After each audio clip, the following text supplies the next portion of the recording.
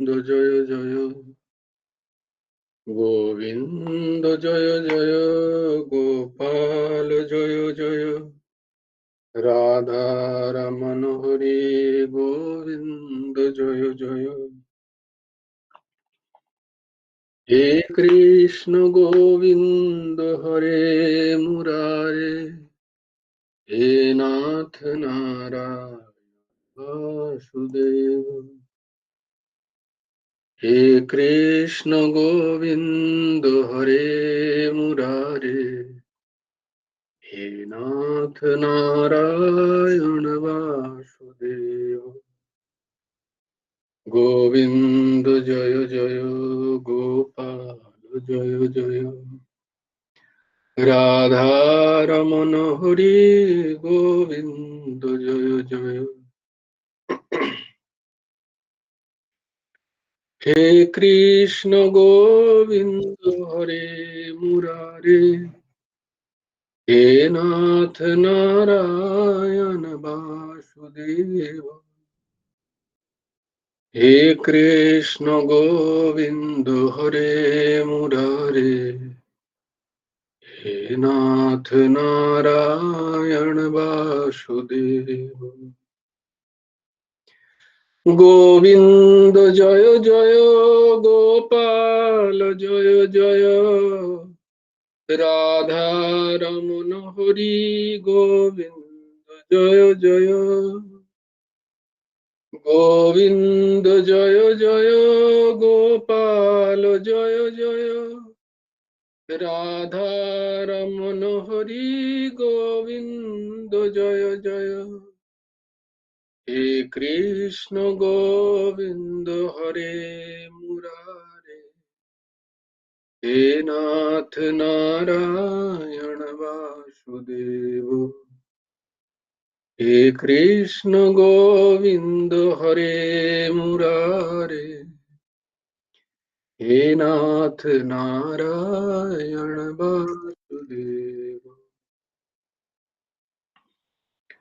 গুরুর্ব্রহ্মা গুরুর্বিষ্ণু গুরুর্দেব মহেশ্বর গুরুর সাক্ষাৎ পরব্রহ্ম তস্मै শ্রী গুরবে নমঃ কৃষ্ণায় বাসুদেবায় হরয়ে পরমাত্মনে প্রণতক্লেশনাশায় গোবিন্দায় নমো নমঃ কৃষ্ণায় বাসুদেবায় দেবকী নন্দনায় চ নন্দগোপকুমারায় গোবিন্দায় নমো নমঃ वसुदेवं सुतं देवं कंसचाणूरमर्दनं देवकी परमानन्दं कृष्णं वन्दे जगद्गुरु।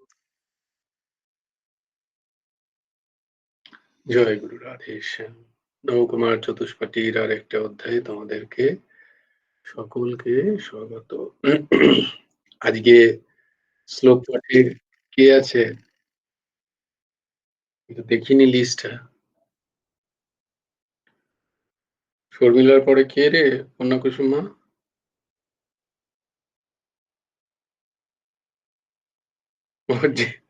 যে আছে সেও দেখেনি নাকি? এটা ভালো না, আগের দিন বলে দিতে হবে।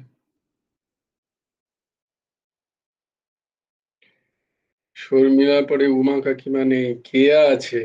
কেয়া মা বলতে পারবি? জয়গুরু রাধেশ্যাম, হ্যাঁ বলতে পারবো। হ্যাঁ হ্যাঁ মা, ঠিক আছে। তারপরে মৌসুমী দি, মৌসুমী আছো কালকে? হ্যাঁ বলো মা। জয়গুরু রাধেশ্যাম। ধর্মক্ষেত্রে কুরুক্ষেত্রে সমবেতা যুদ্ধোৎসব মামকः পাণ্ডবশ্চৈব কিমকুর্वत সঞ্জয় यत्र योगेश्वरः कृष्ण यत्र पार्थ धनुर्धर तत्र श्रीर्विजय भूतिर्ध्रुव नीतिर्मतिर्मम यदा यदा हि धर्मस्य ग्लानिर्भवत् भारत अभ्युत्थानं धर्मस्य तदत्मानं सृजाम्यहं परित्राणाय साधूनां विनाशाय च दुष्कृतं धर्मसंस्थापनार्थाय सम्भवामि युगे युगे कर्मण्येवाधिकारस्ते मा फलेषु कदाचन मा कर्मफलहेतुर्भुः मा ते सङ्गस्तु कर्मणि योगस्थः कुरु कर्माणि सङ्गं त्यक्त्वा धनञ्जय सिद्धः सिद्धः समभूत्वा समत्वं योगे उच्यते विहाय कामनाः सर्वानौपुमंश्चरति निष्क्रियः निर्मम निरहङ्कार स शान्तिम् अधिगच्छते तमेव शरणं गच्छ सर्वभावेन भारत तत्पश्चात् परं शान्तिं स्थानं प्राप्स्यसि शाश्वतम् तद्विद्धि प्रणिपातेन परिप्रश्नेन सेवया उपदेक्षन्ति ते ज्ञानं ज्ञानिनः तत्तदर्शन श्रद्धावान् लभते ज्ञानं तत्पर संयतीन्द्रिय ज्ञानं लब्धा परं शान्तिम् अचिरेण अधिगच्छते कल्पन्नो दोष अपहतो स्वभाव মাকে বলে पृच्छामि ক্লাসে জয়েন तं করতে। पृच्छामि त्वं धर्मसम्मुरोच्यतः यच्छ्रेयसन्निश्चितं ब्रूहि तन्मे शिष्यस्तेऽहं साधिमां त्वां प्रपन्नं सर्वधर्मान् परित्यज्य मामेकं शरणं व्रज अहं तव सर्वपापेभ्यो मोक्षयिष्यामि मा शुचः चञ्चलं हि मनः कृष्ण प्रमाथि बलवद्दृढं तस्याहं निग्रहं मन्ये वायुरिव सुदुष्करम् असंशयं महाबाहो मनो दुर्निग्रहं चलम् उद्भासेन तु कौन्तेय वैराग्येण च गृह्यते पत्रं पुष्पं फलं त्वां यो मे भक्तः प्रयच्छते तदहं भक्तपुरोहितम् अश्नामि प्रयतत्मनः यत्करोषि यदश्नासि यज्जुहोषि ददर्शि यत् तपस्यासि कौन्तेय तत्कुरुष्व मदर्पणम् জয় গুরু রাধেশ্যাম। জয় গুরু রাধেশ্যাম মা, জয় গুরু রাধেশ্যাম। অসাধারণ অসাধারণ, খুব সুন্দর খুব সুন্দর। অ্যান্ড এবং আমি খুব দুঃখিত যে মাঝখানে সব ডেকে ডেকে জয়েন কিছু করাতে বলছিলেন আমি আমি বুঝতে একজনকে পারিনি ডাকছিলাম কিছু আর কি, বলছিলেন। এসো ক্লাসে জয়েন করো। আচ্ছা আচ্ছা ঠিক আছে। না, আমার জয় গুরু রাধেশ্যাম। হ্যাঁ মা, জয় গুরু রাধেশ্যাম। খুব সুন্দর বলছো। প্রত্যেকদিন বলবে, খুব ভালো।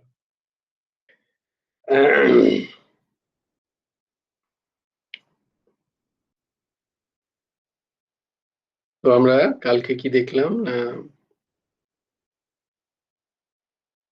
গুরু ভগবানের রচিত গুরুমুখী গীতা উপদেশ গ্রন্থের আমরা ৬৭ নম্বর অনুচ্ছেদ দেখেছি, ভগবত বিমুখের সংসারে পুনঃ পুনঃ যাতায়াত। ভগবত উপাসকের দেবযান মার্গ, আজকে ৬৮ নম্বর অনুচ্ছেদ।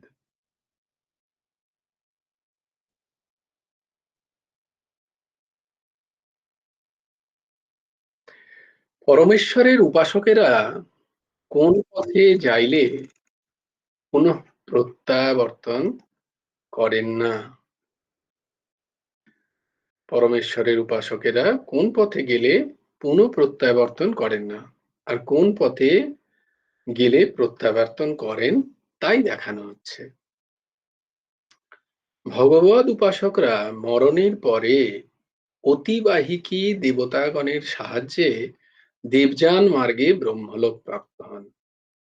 তারা দেহ হতে উৎক্রামিত হয়ে প্রথমে অর্চি অর্থাৎ অর্চি অভিমানী দেবতাকে প্রাপ্ত হয়, পরে অহ অর্থাৎ দিবসাভিমানিনী দেবতাকে প্রাপ্ত হন, পরে শুক্লপক্ষ অর্থাৎ শুক্লপক্ষাভিমানিনী দেবতাকে প্রাপ্ত হন, পরে উত্তরায়ণ ষণ্মাসাভিমানিনী দেবতাকে প্রাপ্ত হন, তারপরে সংবৎসরাভিমানিনী দেবতাকে প্রাপ্ত হন, পরে দেবলোক অভিমানিনী দেবতাকে প্রাপ্ত হন। যেমন কোন জেলা শাসক আসামিকে দারোগার মাধ্যমে এক থানা থেকে আরেক থানায় পাঠিয়ে হাইকোর্টে উপস্থিত করে, ইহাও তদ্রূপ।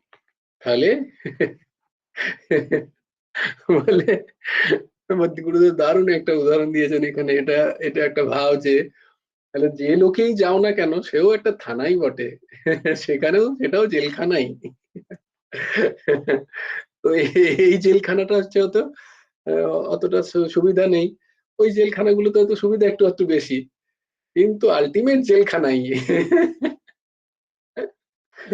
হ্যাঁ? যতক্ষণ না সেই ব্রহ্মলোকে পৌঁছানো যাচ্ছে। তো যত সুন্দর লোকেরই আশা করা যাক না কেন, সেগুলোও কিন্তু থানাই, জেলখানাই। এইটা হলো ক্রমমুক্তির মার্গ। হুম। সমদর্শন নিষ্ঠ সদ্য মুক্ত দিগের কোনো গমনাগমন নেই, ওই পথে আর প্রত্যাবর্তন নেই। হ্যাঁ, সমদর্শন নিষ্ঠ যাদের আহ, সমদর্শন নিষ্ঠা আছে, হুম,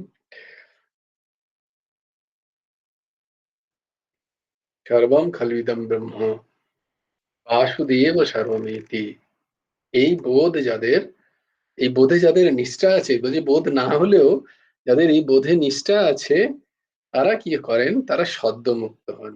হুম, এবং সেই আচরণ করেন তারা সদ্য মুক্ত দিগের, তাদের আর কোনো গমনাগমন হয় না। ওই পথে যারা যান তাদের কোনো প্রত্যাবর্তন নাই। তো এই গুরুদেব লিখছেন 69 নম্বর অনুচ্ছেদে তিনি লিখছেন, ইষ্টপূর্ত কর্মকারীর চন্দ্রলোক হতে পতন। ইষ্টপূর্ত কর্মকারীর চন্দ্রলোক হতে পতন। জ্ঞান ও কর্মাধিকারী জীবের, জ্ঞান এবং কর্মে অধিকারী যে সমস্ত জীব, তাদের শুক্লা কৃষ্ণা, শুক্লা অর্চিরাদি গতি, কৃষ্ণা ধূমাদি গতি, আমরা দেখেছিলাম যে শুক্লপক্ষ কৃষ্ণপক্ষ আদি আদি এই সমস্ত মান্যতা আছে, যে অর্চারিদি গতি কে পাবে, ধূমাদি গতি কে পাবে, বিভিন্ন গতির কথা। এই বিবিধ মার্গ অনাদিকাল হতে চলে আসছে। তন্মধ্যে শুক্লা মার্গ দ্বারা জীবের মোক্ষ লাভ হয়, আর কৃষ্ণা মার্গ দ্বারা সংসারে পুনরাবৃত্তি ঘটে। মহাপুরুষরা বলছেন যে এগুলো হচ্ছে সাধারণ বিধি। সাধারণ বিধি, যারা ধর্ম অর্থ কাম মোক্ষ এটাকে ঠিক ঠিক শাস্ত্র অনুযায়ী যারা অনুসরণ করে তাদের জন্য। বলে কেউ অধর্ম করে করে গেল, আর সে শুক্লপক্ষে তার দেহ ছাড়লো, বলে সে কি অর্চারেদি মার পাবে? কখনোই না। কখনো নয়, এরকম হয় না। যারা ঠিক ঠিক প্রথম থেকেই চতুর্বর্গকে ঠিক ঠিক পালন করেছে, প্রথমে ধর্মের অনুসরণ করেছে, সেই ধর্ম দ্বারা যারা অর্থ উপার্জন করেছে, তার দ্বারা তারা তাদের নিজেদের পরিবার পরিজন এবং নিজের শরীরকে অতিবাহিত করেছে, পালন করেছে। এবং ধর্ম অঙ্কুশ দ্বারা যারা নিজেদের কাম ভোগ করেছে, এবং তারা তাদের অন্তিম পর্যায়ে তারা চাইছে যে মোক্ষ প্রাপ্তি হোক, চতুর্বর্গ, চতুর্থ যে বর্গ মোক্ষ, তাদের তাদের জন্য এই ধরনের আহ লিপিবদ্ধ আছে শাস্ত্রে। যারা নিবৃত্তি কর্ম সহিত উপাসনা করেন, যারা নিবৃত্তি নিবৃত্তি কর্ম সহিত, হ্যাঁ, কি না উদ্দেশ্য আমার নিবৃত্তির, উদ্দেশ্য আমার প্রবৃত্তির নয়, এইরকম যারা কর্ম দ্বারা উপাসনা করেন, যার মানে যারা কর্ম ফলের আশা না রেখে যে কর্ম তা তিনি পেয়েছেন সেই কর্ম সুন্দর করে সেটি করেন, সেটা হচ্ছে নিবৃত্তি মার্গের কর্ম। সেই কর্ম দ্বারা কি হয়, তারা ক্রমমুক্তি ভাগী হন। তারা আস্তে আস্তে ক্রমমুক্তি, কারণ কেন তারা ক্রমমুক্তি ভাগী হন? কারণ তাদের মধ্যে অহম বর্তমান থাকে এবং কর্মে তাদের কর্তৃত্বপণ থাকে। হ্যাঁ, যতক্ষণ কর্ম তারা করছে, কর্মফলের তাদের আশা নেই, কিন্তু কর্মের প্রতি তাদের একটা আসক্তি এবং কর্তৃত্বপণ থাকার কারণে তাদের ক্রমমুক্তি হয়।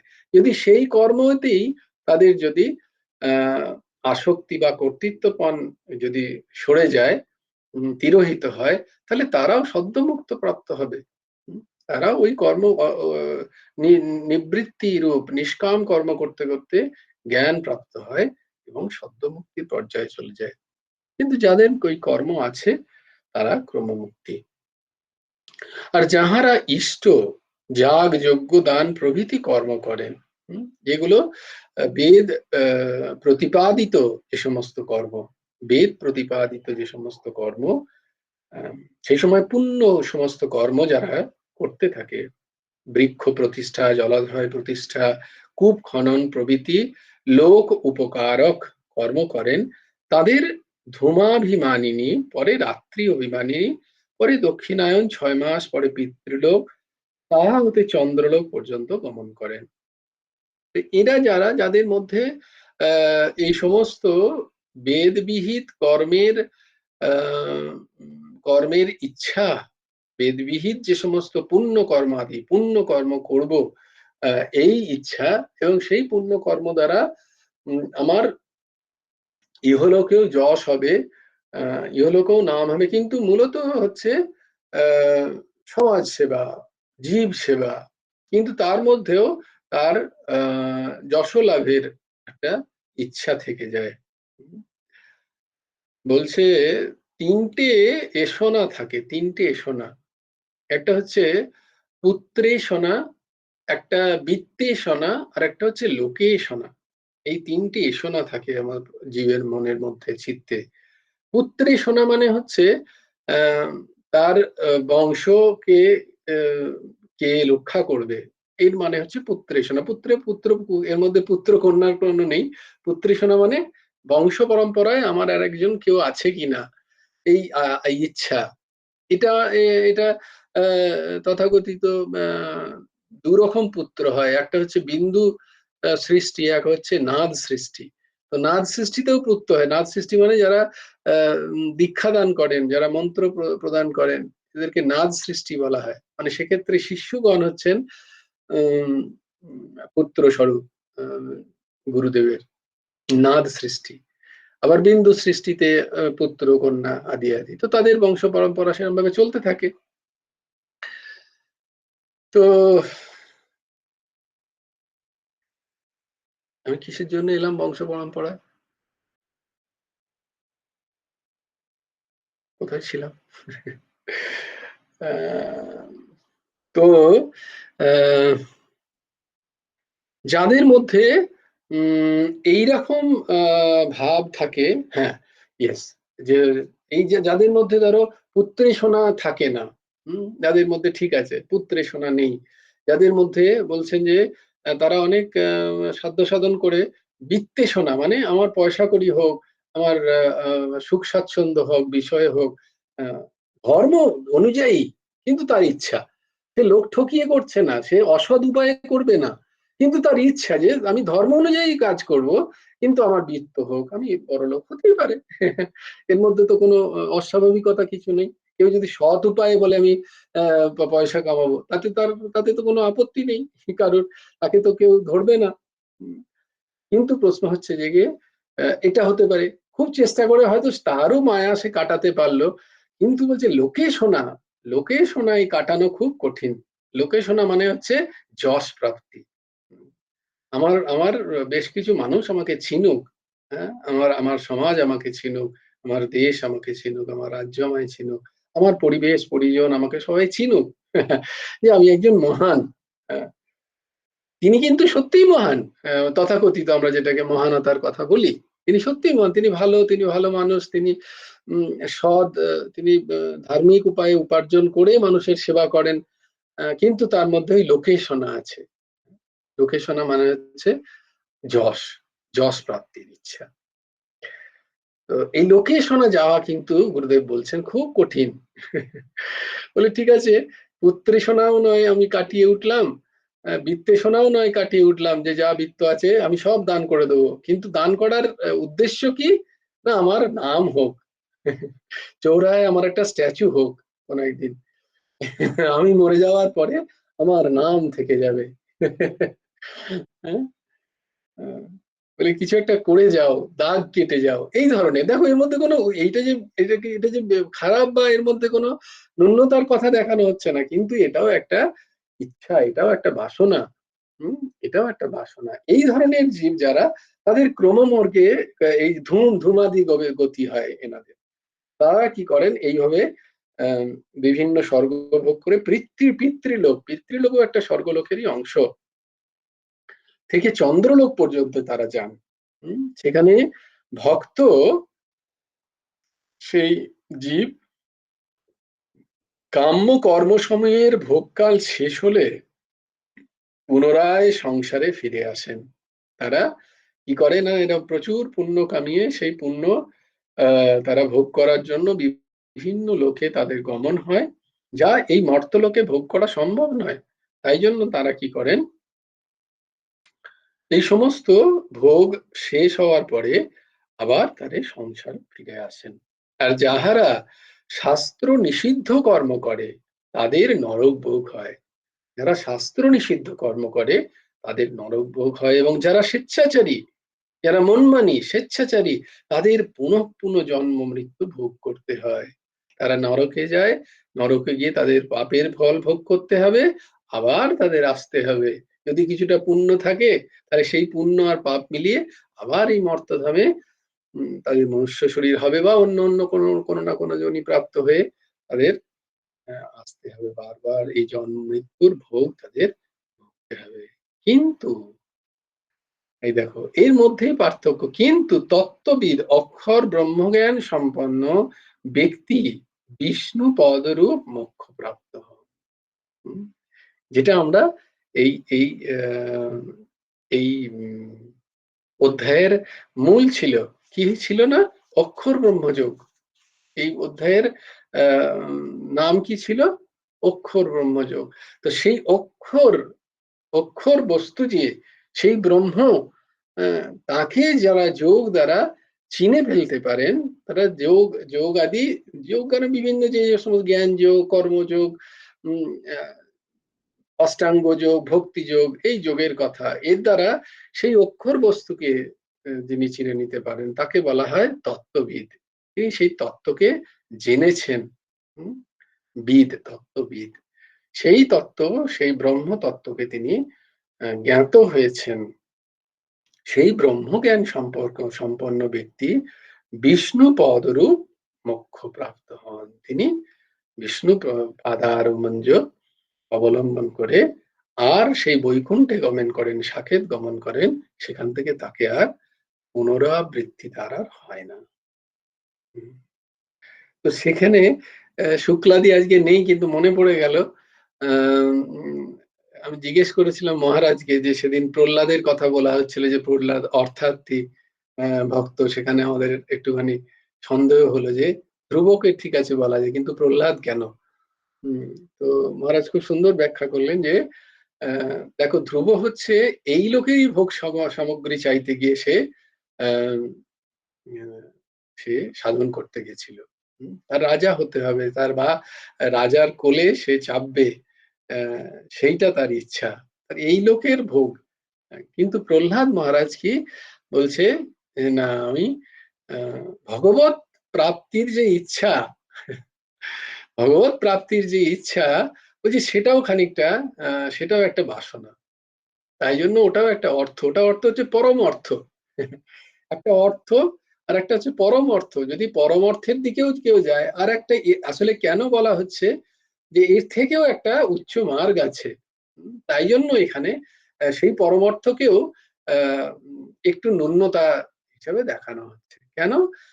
যেখানে পূর্ণ শরণাগতি, যেখানে পূর্ণ শরণাগতি, আমার কি হবে না হবে আমার প্রয়োজন নেই জানার, তবই বাহম আমি তোমার প্রভু, এইটা একটা হচ্ছে আলাদা জায়গা। আমি তোমাকে পাই না পাই আমার কোনো প্রয়োজন নেই, তোমাকে পেলেও ভালো, তোমাকে না পেলেও ভালো, তুমি যেমন রাখো আমি তেমনি থাকি। এটা হচ্ছে যেমন ধরো এটা এরকম হচ্ছে যে একটা মার্জার শাবকের শরণাগতি বলা হয়, আর একটা আর একটা মর্কট, দুটো শরণাগতি পর্যায়ে। একটা হচ্ছে বাঁদরের বাচ্চা যেমন মাকে ধরে থাকে সে, আর বিড়ালের বাচ্চা কিন্তু মা বিড়ালের বাচ্চাকে ধরে থাকে, মানে মা বিড়াল তার বাচ্চাকে ধরে থাকে। এই দুটো হচ্ছে শরণাগতির পার্থক্য। তাহলে এই মার্জার শাবকের যে শরণাগতি, সেটা আরো উচ্চ পর্যায়ের শরণাগতি। সেখানে তুমি ফেলে দাও, পড়ে যাব, তুমি ধরে থাকলে ধরে থাকবো। এতে আমার কিছু কোনো চাহিদা নেই। তুমি এলেও ভালো, তুমি না এলেও ভালো, এইরকম। কিন্তু প্রহ্লাদ মহারাজের বলছে যে না, সেই চাহিদাটা ছিল যে ভগবান আসবেন, আমি জানি ভগবান আমাকে রক্ষা করবেন, এই ভাব। তাই জন্য এখানে প্রহ্লাদ মহারাজের অর্থার্থী বলা যথার্থ। সুন্দর ব্যাখ্যা মহারাজ করলেন সেদিন। তো এইভাবে আমরা দেখতে পেলাম ভগবান, গুরুদেব ভগবান অষ্টম অধ্যায়কে প্রণাম জানিয়ে নবম অধ্যায়ে শুরু করবেন। নবম অধ্যায় হচ্ছে রাজবিদ্যা এবং রাজগুচ্ছ যোগ। আমরা আগামীকাল আবার দেখবো নবম অধ্যায়ে গুরুমুখী গীতা উপদেশ গ্রন্থ থেকে। গুরুদেবের অশেষ দয়া, গুরুদেবের চরম দয়া, আর প্রভূত কৃপা, এটাই কৃপা, আর অন্য কোনো কৃপা নেই। এই কৃপা যে তিনি তার এত সুন্দর রচিত পুস্তকগুলো তিনি আমাদেরকে দিয়ে পাঠ করিয়ে নিচ্ছেন, শ্রবণ করাচ্ছেন, তার ব্যাখ্যা তিনি করিয়ে নিচ্ছেন। অদ্ভুত অদ্ভুত। কখনো কখনো তো সত্যিই মনে হয় যে তিনিই বলছেন। কোনো একটা প্রশ্ন হয়তো জাগলো, করলে তোমরা, এই দাসের তো এমনিতেই কোনো জ্ঞান নেই, কিছুই জানি না। তো কেন যেন ভেতর থেকে প্রশ্ন, উত্তরটা আগে থেকেই যেন মনে হয়, ও এই উত্তরটা তো কোথাও একটা পড়েছিলাম। তো এটা কে দিচ্ছেন? এটা তো তিনিই দিচ্ছেন। দাস তো যন্ত্র স্বরূপ, এর তো কোনো বিন্দুমাত্র কোনো কোনো অধিকার বা ক্ষমতা এই দাসের নেই যে, এবং পাত্রতা তো বিন্দুমাত্র নেই। পাত্রতা তো বিন্দুমাত্র নেই, বরং অপাত্র বলা ভালো। সেই অপাত্রতা নিয়ে ধৃষ্টতা করছি জানি না ঠাকুরের শ্রীচরণ ধরেই। সেই ধৃষ্টতায় যদি কখনো কোনো ভুল, কখনো কোনো অহম এসে থাকে, প্রভুর শ্রীচরণে বারংবার প্রার্থনা তিনি যেন চরম পদাঘাতে সেই সমস্ত কিছুকে চূর্ণ করেন বারংবার। এই প্রার্থনা, এই বিন্দুমাত্র কোনো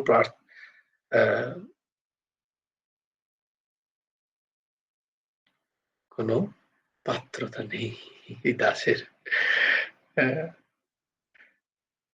যা করছেন ঠাকুরই করাচ্ছেন, ঠাকুরই যোগান দিচ্ছেন, বুদ্ধি যোগান দেন। ভগবান বলবেন গীতায় যে তম নমামি বুদ্ধি যোগ, আমি সেই ভক্তকে বুদ্ধি যোগ দান করি যে সম্পূর্ণরূপে আমার প্রতি শরণাগত, আমি তাকে বুদ্ধি দিই।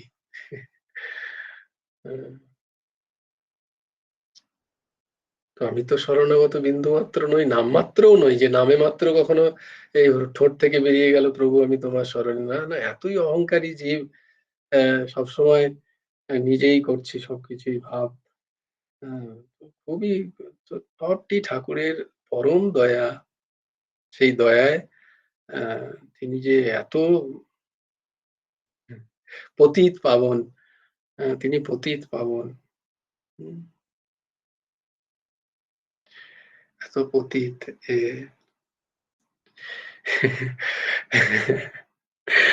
বৃন্দাবনে এক সাধু ছিলেন গৌড়ীয় সম্প্রদায়ের। তো তিনি খুবই উচ্চকোটির মহাত্মা ছিলেন, বৈষ্ণব, খুব উচ্চকোটির বৈষ্ণব। তার নাম আমি ভুলে যাচ্ছি। তো তিনি তাকে যত সম্প্রদায় আছে সব সম্প্রদায়ের সাধুরা তাকে অত্যন্ত মান্য করত। এতই তার স্বভাব এত সুন্দর, বৈষ্ণবীয় চিত, সমস্ত বৈষ্ণবীয় গুণ তার মধ্যে, খুব সরল, খুব সবার প্রতি সেবা পরায়ণ, সাধু মাত্রে সেবা। এই নয় যে নিজের সঙ্গ অনুযায়ী সেবা, তা নয়, সাধু মাত্রে তাকে তিনি, তাই জন্য তাকেও সবাই সম্মান করতেন,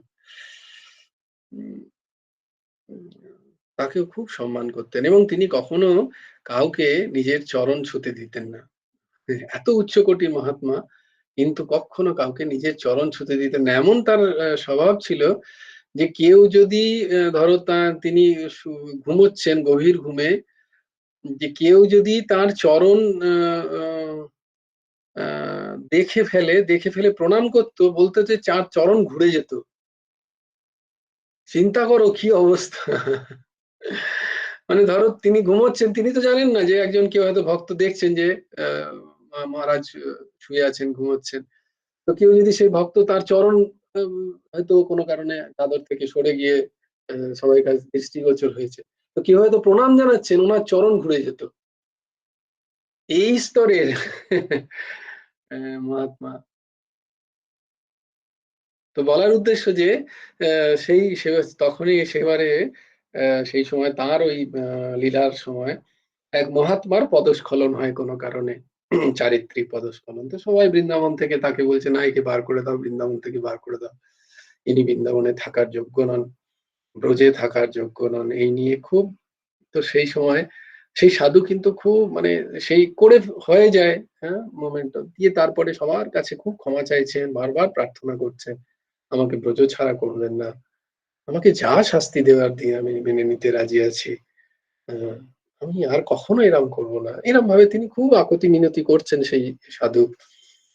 তো ঠিক আছে, সবাই তখন বলল, ওই যে যিনি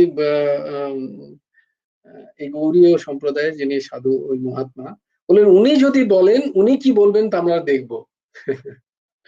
উনি যেটা বলবেন সেটা হবে। তো এই নিয়ে একদিন ওরকম পঞ্চায়েত বসলো, সবাই মিলে সব বড় বড় সাধু মহাত্মারা আছেন, মহন্তরা আছেন, যিনি অন্যায় করেছেন সেই সাধু মানে যিনি অসাধু কোথাও ব্যবহার করেছেন হয়তো, তিনিও আছেন, আর এনাকেও ডাকা হয়েছে। তো সবাই এক বাক্যে বলছেন যে এরা এর হচ্ছে এই দোষ, আহ, তো আপনি যেটা বলবেন সেটাই হবে।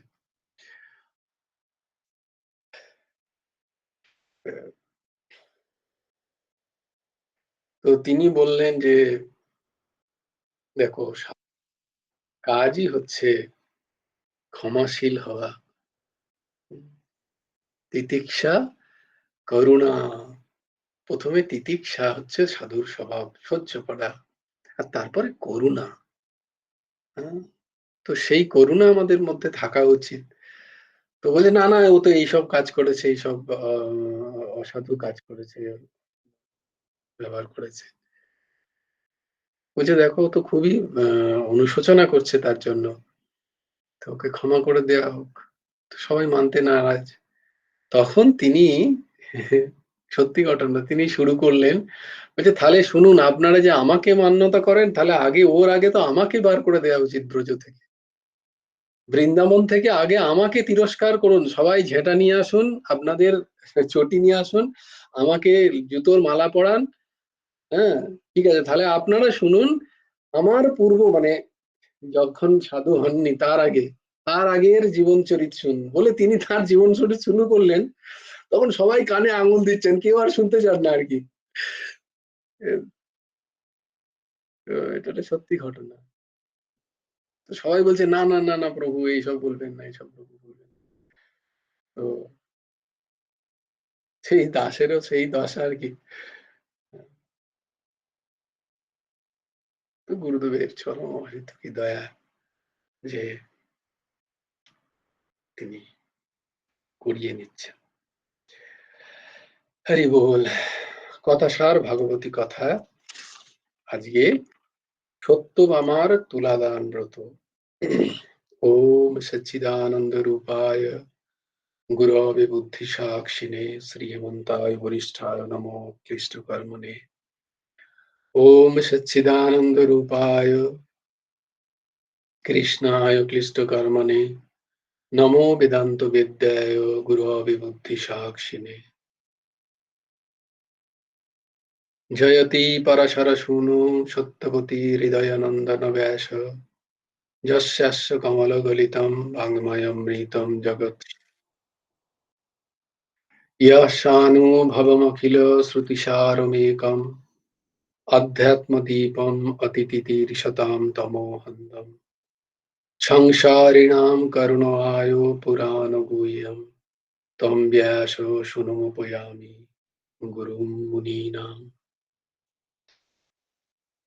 সত্যভামার তুলাদানরত।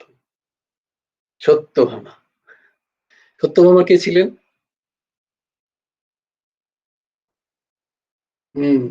ঊর্ধ্বসীমা বলো।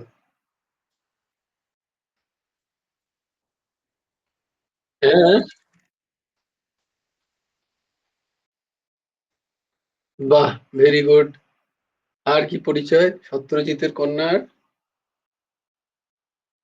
কি একটা ১ম এ তুমি বললে যে? Very good. খুব স্ট্রঞ্জ লিসেনার। Very nice. হ্যাঁ, মৌসুমী বলো। শ্রীকৃষ্ণের অষ্টরানীর মধ্যে একজন। হ্যাঁ, বাহ! খুব সুন্দর। দ্বারিকাধীশের যে পটরানী তাদের মধ্যে একজন হচ্ছে সত্যভামা। আচ্ছা, বাকি ৭ জনের কি নাম?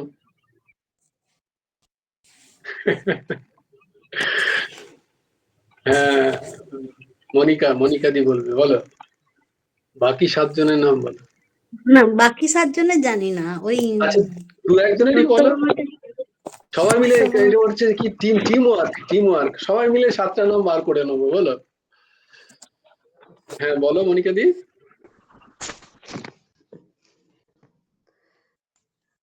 কি বললে শুনতে পেলাম না আসলে। বলো। আমি সত্যভামাটাই জানতাম যে শ্রীকৃষ্ণের এক রানী। হ্যাঁ, হ্যাঁ, খুব সুন্দর। বাহ! বাহ! ঠিক আছে, ঠিক আছে। তো আর সবাই ব্যস্ত। আমি চাইছিলাম সবাই হাত তুলে এক একজনকে জিজ্ঞেস করি। ঠিক আছে, আগে কন্যা কুসুম মা বলো। মিশ্রবৃন্দা হ্যাঁ, মিশ্রবৃন্দা মিত্রবিন্দা। বাহ!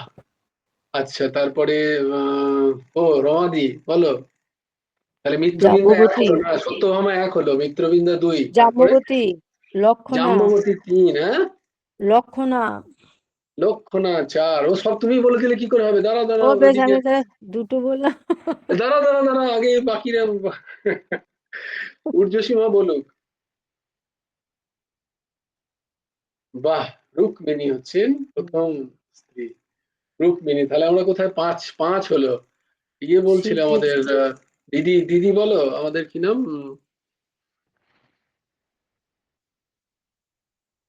অর্ঘ্যমামা বলো একটা নাম। যমুনা, কালিন্দী। বাহ! কালিন্দী। তাহলে কত হলো? ৬ টা হলো। আর মিত্রবিন্দা মিত্রবিন্দা তো প্রথমেই বলেছে কলাপ ইয়ে। কুসুম শ্যামক গ্রহণ গোপাল ওইসে মুখস্থ করছে। ১ ২ ৩ ৪ ৫ ৬ ৭ ৮ ৯ ৯ ১০। নাগ্নজিতি। বাহ! Very good, very good. আরেকজনের বলো। ভদ্রা। উর্মিলা। কেয়ামা বলবে, কেয়ামা। এই ভদ্রা, ওইটাই বলতে ভেরি যাচ্ছিলাম। Very good, very good, very good. Bhadra. বাহ! খুব সুন্দর। হ্যাঁ? বিশ্বভানু সুতা শ্রীজি রাধারানীর নাম বিশ্ববাণী সুতা, শ্রীজি কি? শ্রীজি হচ্ছে মানে সূর্যের উপাসনা করেছিলেন রাধারানী, সেই জন্য শ্রীজি। হয়ে গেল তো ৮ জন। আবার কোত্থেকে মা রাধারানী আর কৃষ্ণের মধ্যে কোনো ভেদ নেই।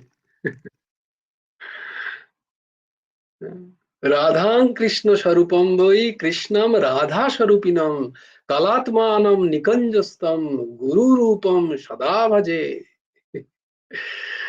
মা রাধারানী আর শ্রীকৃষ্ণে বিন্দুমাত্র কোনো ভেদ নেই। এরা অভেদ। তো রুক্মিণী রমণ সত্যভামা জাম্ববতী প্রিয় মিত্রবিন্দা নাগ্নজিতি লক্ষ্মণা সমুপাসিত। আর কি? ভদ্র সূর্যাসুত। তোমরা সব গোপাল সহস্রনাম পড়ছো, তাই জন্য মনে করিয়ে দিচ্ছি। দেখো ওখানে লেখা আছেন ৮ জন পত্নী। ভদ্রা আর সূর্যাসুত। সূর্যাসুত কে? হ্যাঁ, মা যমুনা। তো ভদ্রা সূর্যাসুতা। সূর্যাসুতা। তো এখানে দেখো তাহলে হয়ে গেল ৮ জন। তাহলে এরপর থেকে মুখস্থ মানে বলা সুবিধা, তাই না? ওইটা মনে রাখলেই বলে যে খুব সুন্দর, খুব সুন্দর। আহা! অদ্ভুত, অদ্ভুত। তোমরা তার মানে গোপাল সহস্রনাম পড়ছো সবাই। বাহ! গুরুদেবের দয়ার কোনো শেষ নেই। ভগবান শ্রীকৃষ্ণের পাঠ মহিষী সত্যভামা। আর ঊর্ধ্বসীমা তো দারুণ বললো একদম, যে সত্যরাজিত রাজার কন্যা হচ্ছে সত্যভামা। খুব সুন্দর, মনে আছে তার মানে। কি উপাখ্যান ছিল? কোন উপাখ্যানে আমরা যে পড়েছিলাম? সামন্তকমণি উপাখ্যান। বাহ বাহ, অসাধারণ, অসাধারণ। সামন্তকমণি উপাখ্যান। তো সত্যভামা দেবর্ষি নারদের মুখে শুনেছেন তুলাদান ব্রত করলে স্বামী কৃষ্ণের অন্যান্য মহিষী অপেক্ষা অধিক অনুরাগিনী হতে পারবেন। তাই সত্যভামার ইচ্ছা তিনি যাতে কৃষ্ণের অধিক প্রিয়া হতে পারেন সেই ব্রত করবেন। দেবর্ষি বললেন, কৃষ্ণের সমান দান দিলে কৃষ্ণের অধিক সোহাগিনী হওয়া যায়। তাই সত্যভামা দেবর্ষি নারদের নিকট ব্রত করতে হলে যা যা করতে হবে সেই সমস্ত ব্যবস্থা করলেন। একটি শুভ দিনে ব্রত আরম্ভ হবে। দেবর্ষি সত্যভামার সাথে একটা কথা, একটা কি না চুক্তি করেছেন, যে কৃষ্ণের সমান দান দিতে হবে। কিন্তু তুলা দান মানে ওই যে তুলা মানে ওটা কি বলে, মাপ, কি বলে, হ্যাঁ দাঁড়ি পাল্লা। বাহ, খুব সুন্দর। দাঁড়ি পাল্লা, দাঁড়ি পাল্লার একদিকে কৃষ্ণ বসবেন, অন্যদিকে সমস্ত জিনিসপত্র দিতে হবে। তো কৃষ্ণের ওজনের সমান জিনিসপত্র দিয়ে দাঁড়ি পাল্লাটাকে সমান করতে হবে, তাহলে সেটা হচ্ছে সেই পরিমাণ দান তিনি দেবর্ষি নারদকে দেবেন। তো দেবর্ষি নারদ বলেন, ঠিক আছে, কিন্তু তুমি যদি কৃষ্ণের সমান দান নিতে না পারো, তাহলে কিন্তু ওই সমস্ত যা যা সামগ্রী তুমি রাখবে অন্য দাঁড়ি পাল্লায়, অন্য পাল্লাটাতে, সেই সমস্ত দানের দ্রব্যগুলো আমি নিয়ে নেব, আবার কৃষ্ণকেও কিন্তু আমি নিয়ে চলে যাব। রাজি তো? বলে হ্যাঁ হ্যাঁ, দ্বারিকাধীশের এমন কি আর ওজন, আমি ঠিক, আমার বাবা বিশাল বড় রাজা। তো শুভ লগ্নে তুলাদণ্ড রোপণ করা হলো। শঙ্খধ্বনি উলুধ্বনি সহ ভগবান শ্রীকৃষ্ণকে এক ভাগে দেবর্ষি নারদ চড়ালেন। বেদধ্বনি সহ অন্য ভাগে সুবর্ণ, সোনা এবং রূপা চড়ানো হতে লাগলো।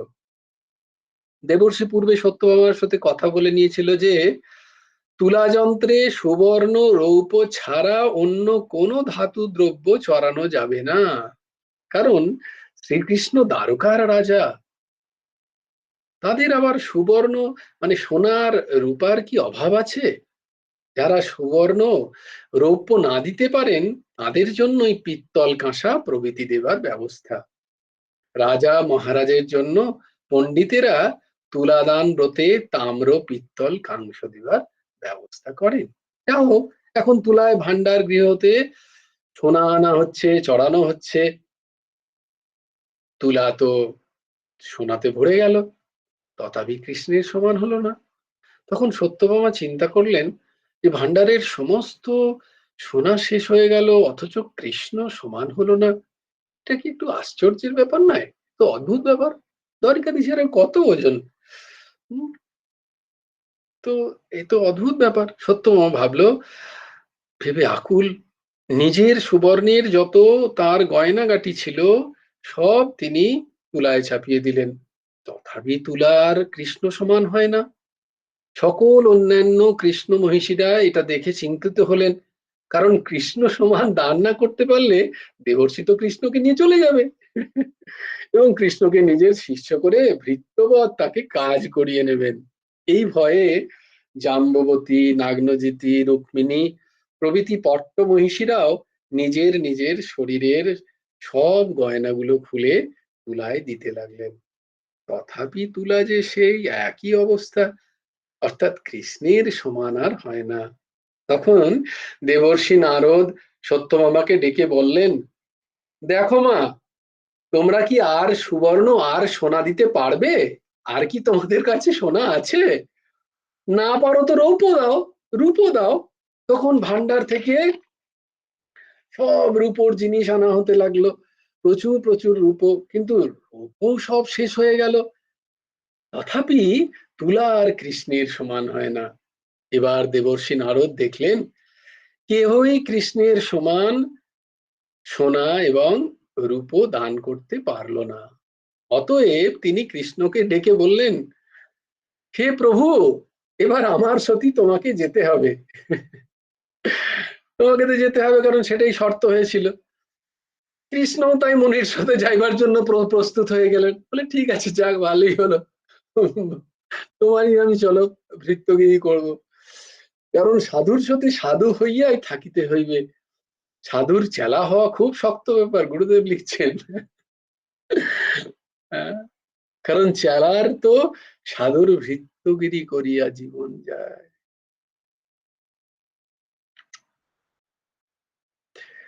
তো এখন কৃষ্ণকেও দেবর্ষির লোটা কম্বল বইতে হইবে, বর্তনাদিও মাজিতে হইবে, তার পাদ সংবাহন মানে পা টিপে দিতে হবে, রসুই বানাতে হবে মানে রান্না বান্না করতে হবে। এই শুনে মহিষীরা সব কান্নাকাটি, হ্যাঁ, দ্বারিকাধীশকে এইসব কাজ করতে হবে। তারা ভাবছে দ্বারিকাধীশ বসে নারদ মুনির পুড়ে যাওয়া ভাতের হাঁড়ি মাজছে, নারদ মুনির পা টিপে দিচ্ছে, এইসব তারা ভাবছে দ্বারিকাধীশ। আর 16,108 মহিষী কন্যা আর কত দাস দাসী, তাকে এরকম করতে হবে ভেবে সবাই খুব কান্নাকাটি করছে। হায় কি হলো! তো সবাই এবার সত্যভামা আমাকে ধরেছে, তুমি কেন এইসব করতে গেলে বাপু? এইসব ব্রত কোনো করার মানে আছে? আমরা কৃষ্ণকে ছাড়া বাঁচবো কি করে? এখন দেবর্ষি সেই সব সোনাদানা গুলি একটা পোটলায় বেঁধে কৃষ্ণের মাথাতেই চড়িয়েছেন। কৃষ্ণের মাথায় চড়িয়ে বলছেন, চলো কৃষ্ণ, আমার আশ্রমে নিয়ে চলো। বলো ভক্ত ভক্ত বৎসল ভগবান কি যায়। আহা, ভগবান কত ভক্ত বৎসল। কৃষ্ণ টুকটুক করে তিনিও পুঁটলিতে মাথায় নিয়ে নারদের পিছু পিছু যেতে লাগলেন। সকল কৃষ্ণ মহিষীরা হায় হায় করে ছুটে চলে এলো সেখানে। সকলে বললেন, এ কি হলো সত্যভামা? আমরা কি কৃষ্ণহারা হলাম? কৃষ্ণহারা হয়ে আমরা কেমন করে বাঁচবো? আর এও কি সত্যি হয়? কৃষ্ণকে দেবর্ষির চাকরগিরি করতে হবে? যে কৃষ্ণের চাকর জগৎ জন, আজ সেই কৃষ্ণকেই দেবর্ষির চাকরগিরি করতে হবে? এই থেকে তো আমাদের দুঃখের আর কি আছে? এই বলতে বলতে সকল মহিষী ভুলণ্ঠিত হয়ে কাঁদতে লাগলেন। তখন রুক্মিণী ঠাকুরানী সকলকে ডেকে বললেন, দেখো সখীগণ, আর একবার দেবর্ষিকে অনুনয় করলে হয় না? কারণ উনি জানেন, ফিক্সটা উনি জানেন, তাই জন্য উনি চুপচাপ বসেছিলেন। তো বলেন, আর একবার অনুনয় করলে দেখা যাক, যদি তিনি কৃষ্ণকে একবার ফিরিয়ে দেন, তো আমরা আর একবার শেষ চেষ্টা করে দেখব কৃষ্ণ সমান কোন প্রকারে করতে পারি কিনা। হইলেও তাই, সবাই মিলে ছুটে গিয়ে দেবর্ষির চরণে পড়ে বলল, দেবর্ষি, আপনি আমাদের প্রভু কৃষ্ণকে আর একবার ফিরিয়ে দিন, আমরা আর একবার চেষ্টা করে দেখি কৃষ্ণ সমান যদি কিছু দিতে পারি। দেবর্ষি বললেন, ঠিক আছে, ঠিক আছে। কৃষ্ণকে এনে আবার তুলোদণ্ডে চড়ানো হলো এবং সেই নারদের পুঁটলিটিও খুলে সোনাদানাগুলো অন্য আরেকটিতে চড়ানো হলো, অন্য পাল্লাতে চড়ানো হলো। কিন্তু সবই তো অসমান, সেই পূর্ববৎ।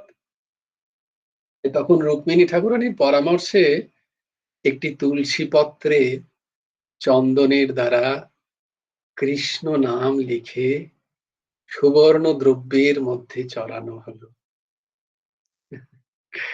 তখন সব দ্রব্যই কৃষ্ণ সমান হয়ে গেল। ধন্য কৃষ্ণ নাম। দেখো নামের কত মহিমা। বস্তুত ভগবান আবার আরেকবার নাম মহিমা প্রতিষ্ঠা করার জন্য সত্যভামার মন দিয়ে এই ভাব জাগিয়ে তিনি জগৎকে দেখালেন এ দেখো, আমার থেকেও আমার নামের একটি নাম, একটি নাম, সেটা সবাই তোমরা দেখো। তাই নাম নাম ভালো লাগে না লাগে, মন লাগে না লাগে, ঝড় বৃষ্টি তুফান সব হয়ে যাক, মুখে নাম, নিরন্তর নাম। যা চাইবে তাই পাবে, যা চাইবে তাই পাবে, যে যা চাইছে তাই পাবে। কেউ কেউ অনেক কিছু চায়, সেই সবও পাবে।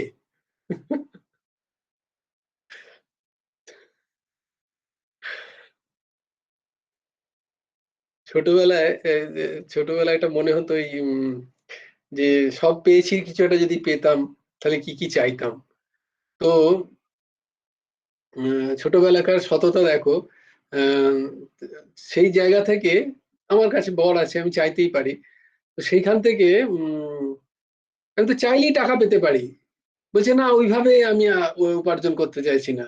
ছোট ছোটদের মানুষ বলছে ওইভাবে না, সে চাইছে না ডাইরেক্ট টাকাটা। সে বলছে আমি খেলবো, খেলে একটা বিশাল পয়সা কামাবো। সে কিন্তু কোনো না কোনো কাজ করতে চাইছে। দেখো, ইটস গুড, মানে এটা অনেস্টি একটা। সে বলছে যে শুধু চাইলেই পয়সা পেতে পারে। হ্যাঁ? তো দেখো, কৃষ্ণর থেকে তুমি চাইলে যা চাইবে তাই পাবে। কৃষ্ণ নাম যদি নিতে পারো, এই কথাটা মানো। তাই বলছে নামের কি মহিমা আছে দেখো সর্বজন, একটি তুলসী পত্রে কৃষ্ণ নাম লিখন, রুক্মিণী তুলাতে দিল অতি সযত্নে, সত্যভামার ব্রত সাঙ্গ আনন্দিত মনে, হরি হরি বল সবে না করহ সংশয়, কৃষ্ণ নামের মহিমা যেন ঘুচে ভব ভয়। আহা,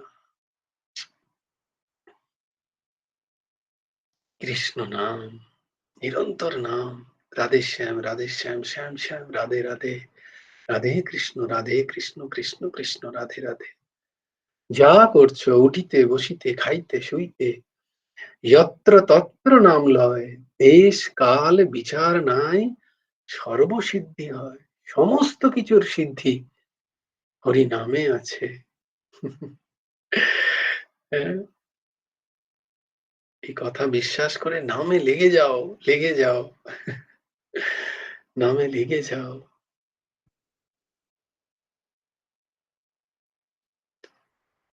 যাই হোক, এখন কৃষ্ণ নামের জয় জয়কার পড়ে গেল। তাই এখন বোঝা গেল কৃষ্ণ নাম ছাড়া সংসারে কৃষ্ণ সমতুল কোনো দ্রব্যই নেই। নাম নামই যে অভেদ, যেই নাম সেই কৃষ্ণ। ভগবান বলছেন আমার নাম আমার থেকেও বড়। হ্যাঁ, ভগবান বলছেন আমার নাম আমার থেকেও বড়।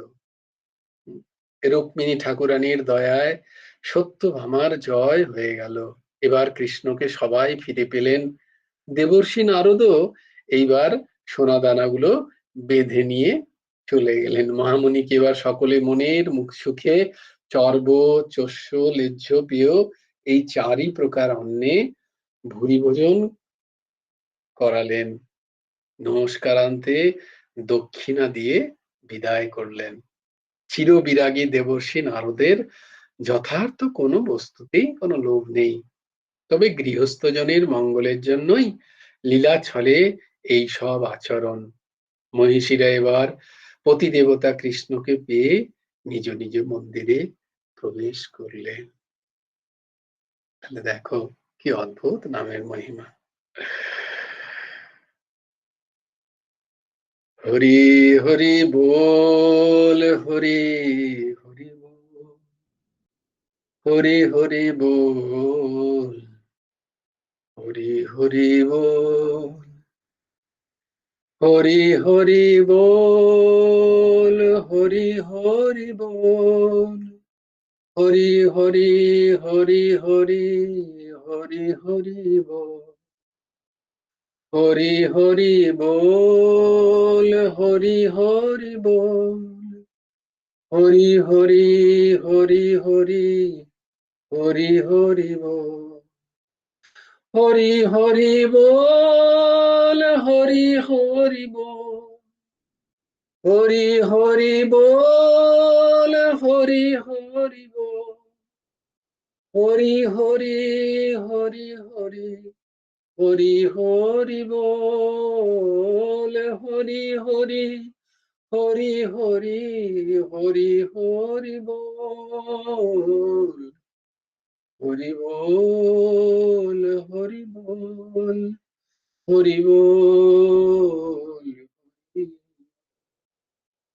হরি বল, হরি বল, হরি বল, হরি বল, হরি বল, হরি বল, হরি বল, গুরু বল, গুরু বল, গুরু বল, গুরু বল, গুরু বল, গুরু বল, গুরু বল, গুরু বল, গুরু বল, গুরু বল, হরি বল, হরি বল, হরি বল, হরি হরি।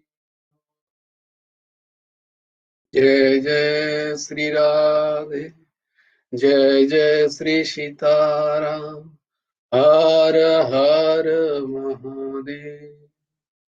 ভজ গুরু হেমন্ত দেব রাধে শ্যাম, জপ হরে কৃষ্ণ হরে রাম। জয় গুরু রাধে শ্যাম, রাধে শ্যাম, রাধে শ্যাম, শ্যাম শ্যাম, রাধে রাধে, রাধে কৃষ্ণ, রাধে কৃষ্ণ, কৃষ্ণ কৃষ্ণ, রাধে রাধে। জয় গুরু রাধে শ্যাম, শ্রী গুরার্পণমস্তু, শ্রী হেমন্ত দেবার্পণমস্তু।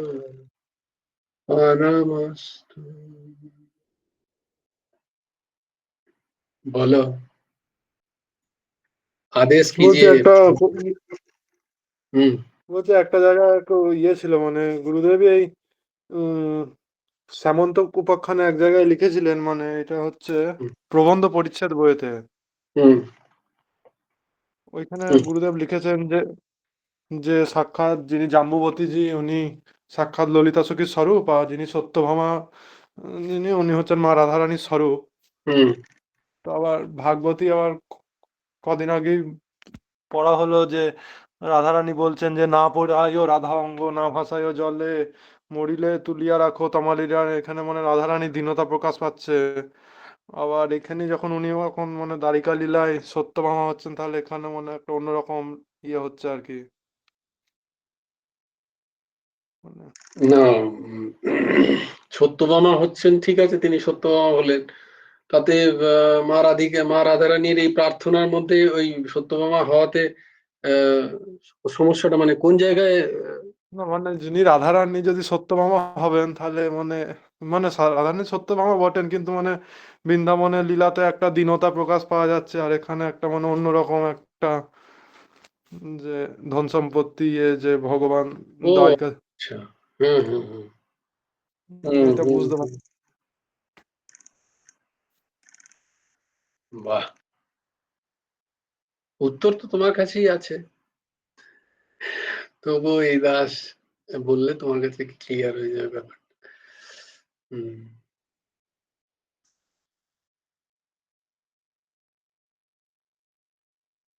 ভগবানের তিনটি জায়গায় লীলা, বৃন্দাবন লীলা, মথুরা লীলা আর দ্বারিকা লীলা।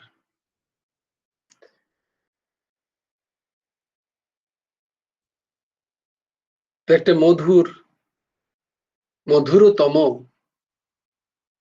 মধুরতর আর মধুর।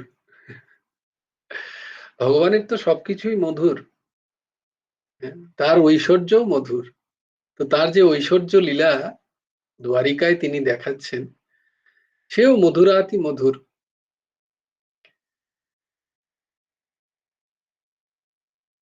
বৃন্দাবনের যে লীলা, সেখানে মধুর্যতম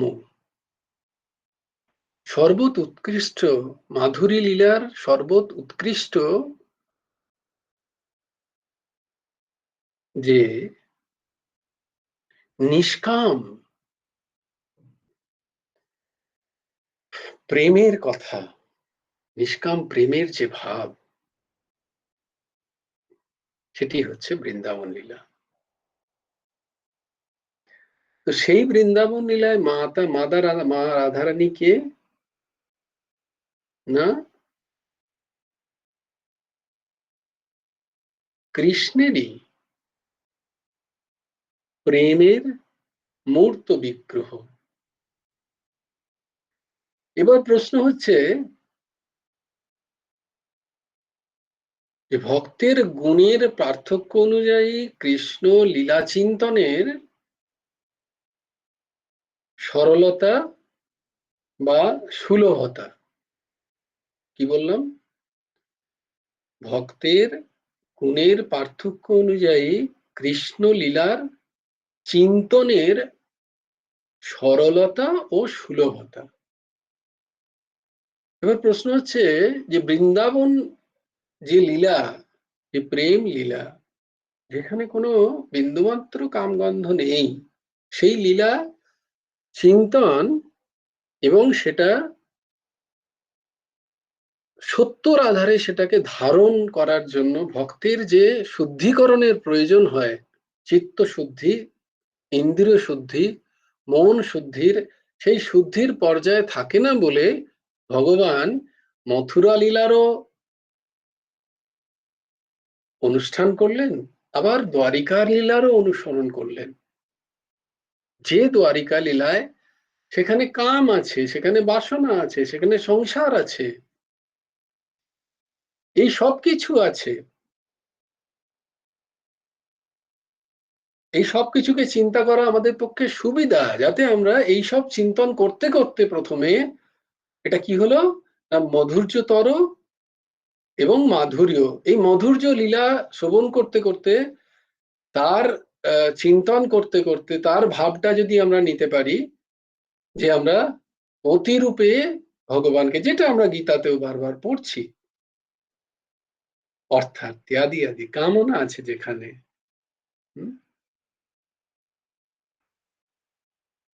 যেখানে কামনা আছে, বাসনা আছে, কিন্তু সেই বাসনা কামনা কার প্রতি? ভগবান শ্রীকৃষ্ণের প্রতি একমাত্র।